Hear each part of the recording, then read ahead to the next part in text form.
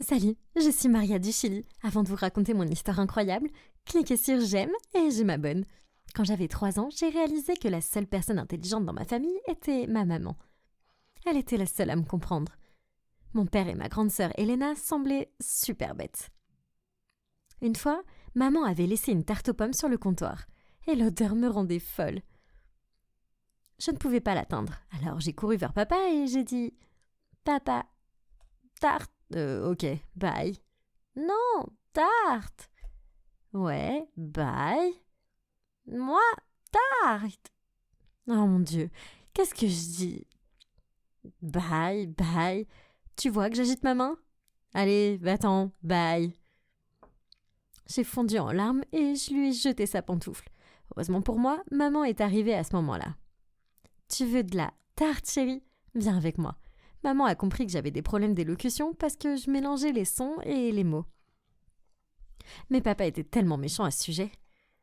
Il disait que les filles devaient être parfaites et que sinon, elles devaient être des garçons. Un jour, maman m'a emmenée chez un gentil médecin pour lequel elle travaillait comme femme de ménage. Il m'a proposé de me donner des séances d'élocution gratuites pendant quelques mois. Et après ça, je ne pouvais plus m'arrêter de faire des phrases parfaites. Ce qui énervait aussi papa. Les filles sont faites pour être vues et non pour être entendues. Alors, tais-toi. Peu après mes 5 ans, maman a annoncé au dîner qu'elle m'avait inscrite à l'école. T'es folle? J'ai pas gaspillé de l'argent pour son école. Tu n'as même pas de travail. J'ai économisé de l'argent pour Maria. Et elle y va. Je ne pouvais même pas parler correctement jusqu'à genre l'éternité. Réveille-toi maman, elle est stupide. Mais maman les a complètement ignorés et je suis partie à l'école le jour suivant. Bien sûr, papa et Elena sont devenus encore plus bêtes.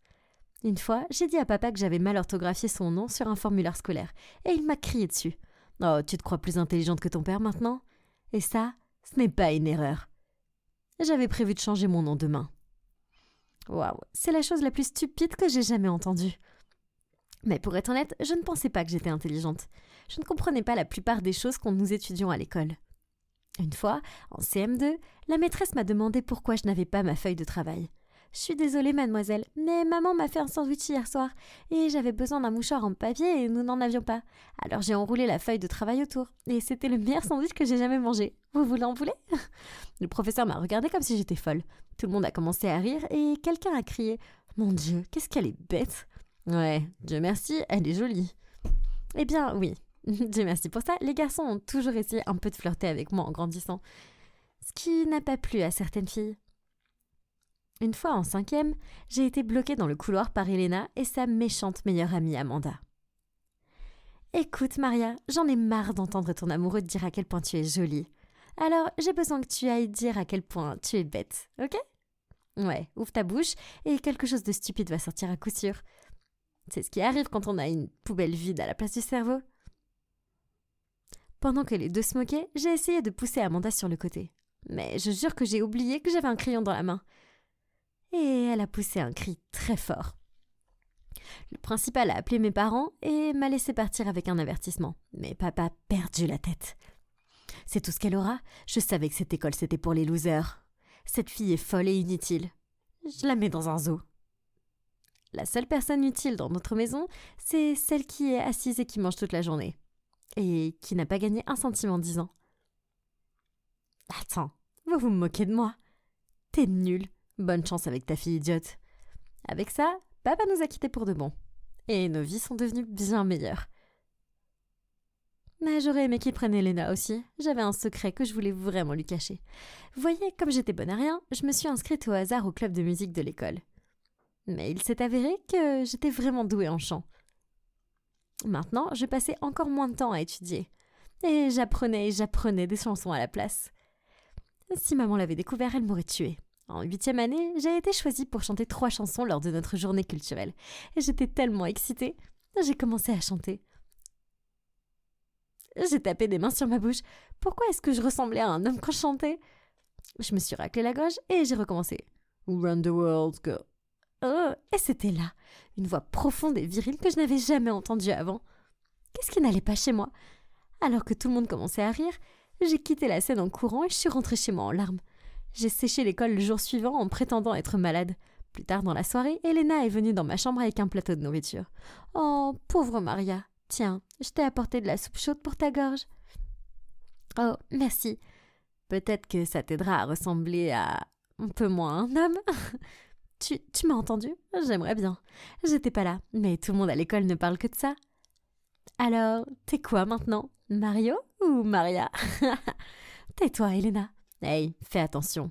Parce que si je dis à maman que tu passes ton temps à chanter avec d'autres losers, elle va te retirer de l'école. Maintenant, il est où ton pull que j'aime beaucoup? Et avec ça, elle l'a ramassé et elle est partie. C'est une vraie sorcière.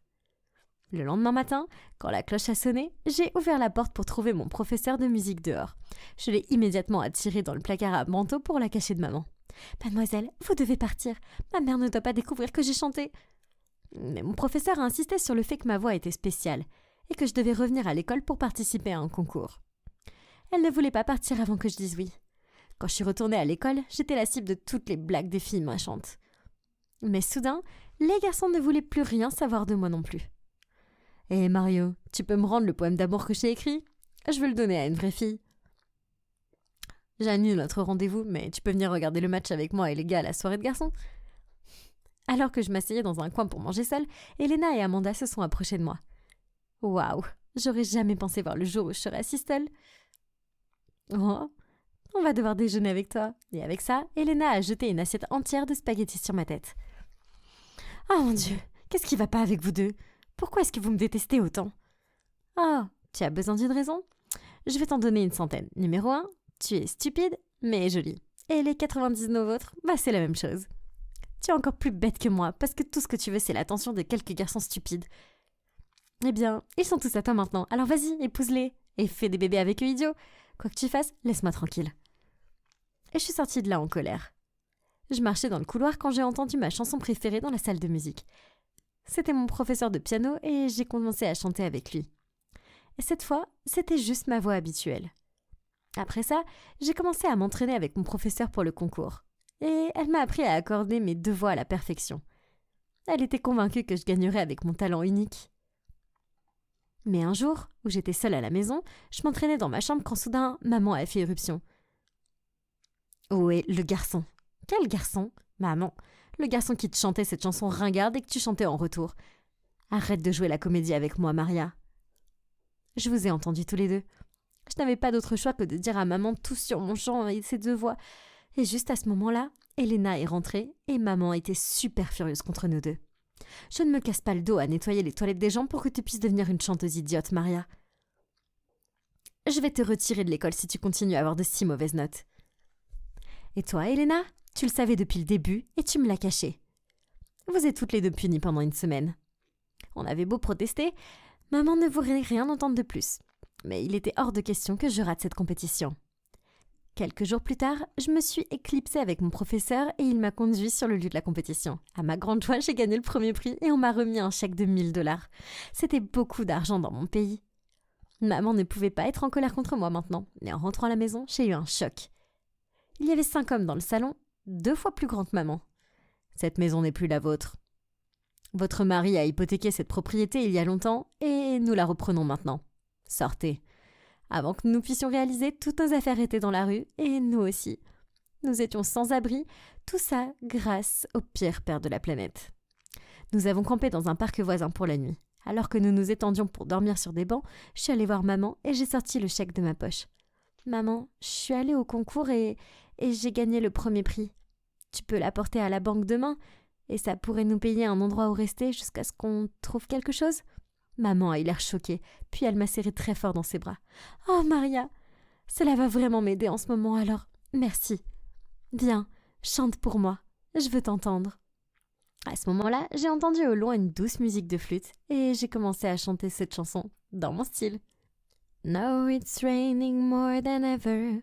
Know that we'll still have each other. You can stay under my umbrella. You can stay under my umbrella. Hello, hello, hey. Quand j'ai ouvert les yeux à la fin, maman avait l'air stupéfaite. Soudain, nous avons aperçu un vieil homme qui courait vers nous, tenant une flûte à la main. Waouh, quel talent! Je n'ai jamais vu quelqu'un chanter comme ça. Qui es-tu? Pourquoi es-tu là? Je lui ai dit que nous étions soudainement devenus des sans-abri et il nous a immédiatement offert une place dans sa maison. Quand nous sommes arrivés, nous sommes restés bouche bée. On aurait dit le manoir d'un millionnaire. Je me suis couchée sur le lit le plus grand et le plus doux que j'aurais jamais pu imaginer. Au matin, nous avons découvert que le vieil homme était un millionnaire issu d'une famille de musiciens. Et ce qu'il a dit ensuite nous a laissé pantois. Je possède une société de production musicale. Maria, et je veux te donner un contrat d'enregistrement. Tu vas prendre le monde d'assaut, je te le dis. Bien sûr que j'ai accepté l'offre. Alors que maman et moi sautions de joie, Elena m'a soudainement enlacée si fort que je pouvais à peine respirer. « Oh, ma belle et talentueuse sœur, je savais que tu étais spéciale depuis le jour de ta naissance. » J'ai dû faire un énorme effort pour ne pas la frapper au visage. J'ai instantanément atteint la célébrité avec mon premier single et soudainement, j'étais le sujet de conversation de la ville. En quelques mois, j'ai pu m'offrir notre propre maison et quitter le manoir du gentilhomme. J'ai engagé une aide ménagère pour maman et j'ai décidé d'inscrire Elena et moi-même dans une meilleure école. Mais Elena était super jalouse et elle ne pouvait plus le cacher. « Je n'ai pas besoin de ta charité, espèce de sorcière stupide. Je te déteste. Je t'ai toujours détesté et je te détesterai toujours. J'ai un petit ami maintenant et je déménage pour vivre avec lui. » Et juste comme ça, elle est partie. Eh bien, je peux pas dire qu'elle me manque vraiment. J'ai mes énormes fans dans le monde entier pour me faire pardonner.